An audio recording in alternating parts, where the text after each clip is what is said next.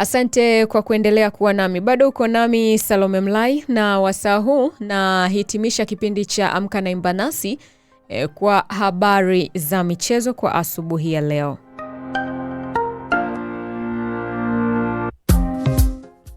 Dar es Salaam. Julai 21 mwaka 2026, Yanga imetambulisha rasmi wasaidizi wanne ambao kocha wao mkuu mpya Mankoba alioingia nao kilabuni hapo kwa ajili ya kuitumikia timu hiyo. Wasaidizi hao ni Kagisho Dikgokoi, Simo Dladla, Yardan Valodia na Gleg Etafia.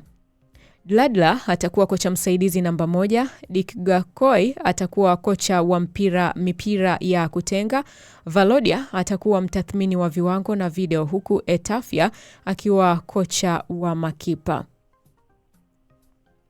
Wasaidizi hao wanne wa Mankoba wanaonekana kuwa na uzoefu wa kutosha wa nafasi zao, jambo ambalo linaweza kuwa msaada mkubwa kwa Yanga kama mambo yatakwenda vizuri.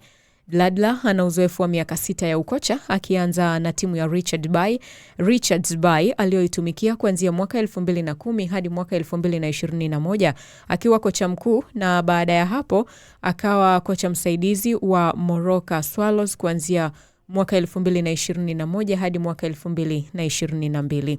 Kuanzia mwaka 2022 hadi 2023 aliinua Uthongath FC akiwa kocha mkuu, na mwaka 2023 hadi 2025 akawa kocha mkuu wa Maritzburg United. Kisha 2025 hadi mwaka huu akawa kocha msaidizi wa Golden Arrows. Akiwa kocha wa Maritzburg amewahi kushinda taji moja la ABC Motsepe Championship.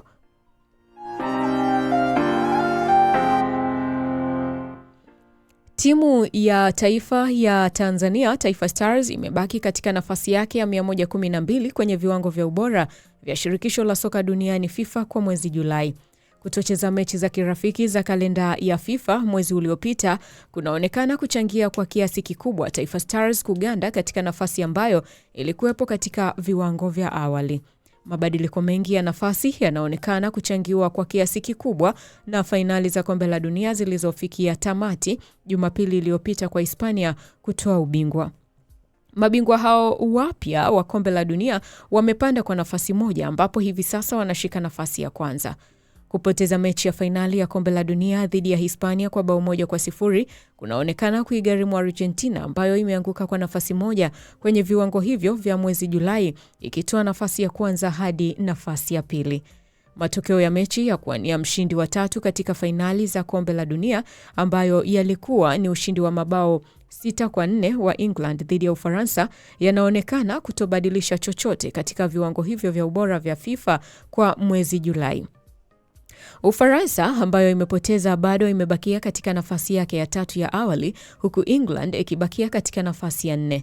Norway inaonekana kunufaika kwa kiasi kikubwa na fainali za kombe la dunia mwaka 2026 kwa vile ndio timu iliyopanda kwa nafasi nyingi zaidi kuliko nyingine. Timu hiyo imepanda kwa nafasi 12, ambapo sasa ipo katika nafasi ya 19 kutoka nafasi ya 31 ambayo ilikuwepo awali. Shirikisho la mpira wa miguu Ufaransa FFP limempa Zinedine Zidane mkataba wa miaka 2 wa kuinua timu ya taifa ya nchi hiyo. Zidane anachukua mikoba iliyoachwa na Didier Champs, ambaye kibarua chake cha kuinua Ufaransa kilifikia tamati baada ya fainali za kombe la dunia mwaka 2026 ambazo timu hiyo iliishia katika nafasi ya 4. Kwa mujibu wa mwandishi wa habari za michezo Fabrizio Romao, FFP itamtambulisha Zidane hivi karibuni.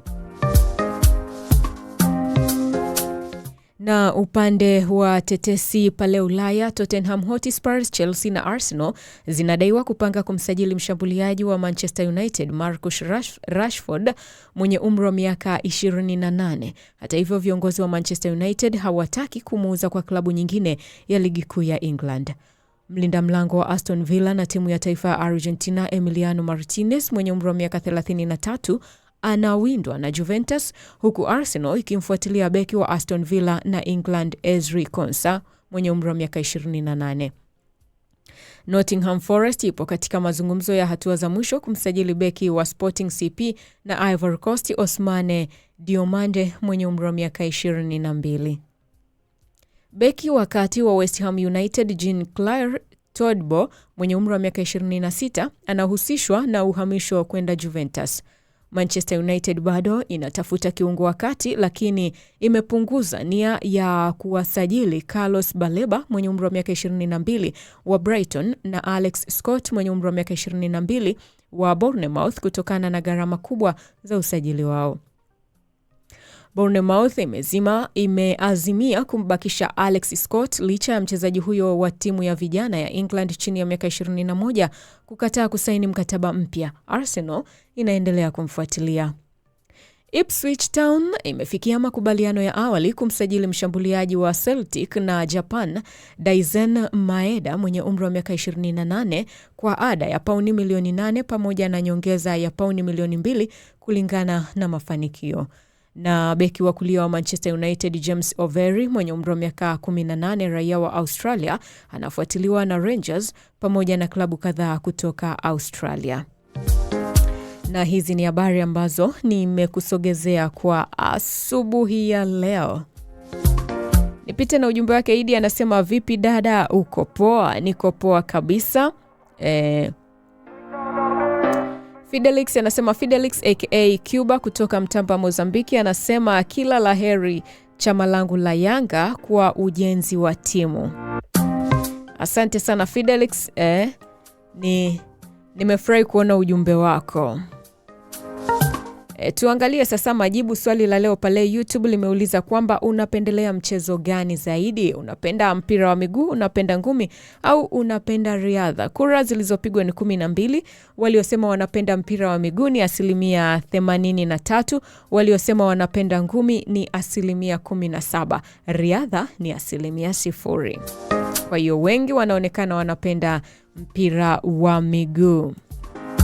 Nikushukuru sana kwa wewe ambaye tumekuwa pamoja tangu pale nilipoanza kipindi hiki hadi muda huu hapa. Zimebakia dakika 4 tu iweze kugonga 2 kamili kwa saa za Afrika ya Mashariki. Nikusihi endelea kuitegea sikio Imba Nasi Radio 2:30 kwa saa za Afrika ya Mashariki. Tutajiunga na RFI Swahili kwa ajili ya kupata habari na makala mbalimbali. 3 kamili Tadei Cosmas atakuwepo hapa kukusogezea habari za michezo. 5 kamili nitarejea hapa kwenye kipindi cha Mambo Leo, na 7 kamili tutajiunga na DW Kiswahili kwa ajili ya kupata habari na makala mbalimbali. Nukuu ya leo inasema maisha hubadilika unapobadilisha mtazamo. Ukiniita Salome Mlai daima nitaitika. Nakupenda sana. Nikutakia uwe na asubuhi njema, siku njema yenye baraka na fanaka tele. Kwa sasa, bye bye.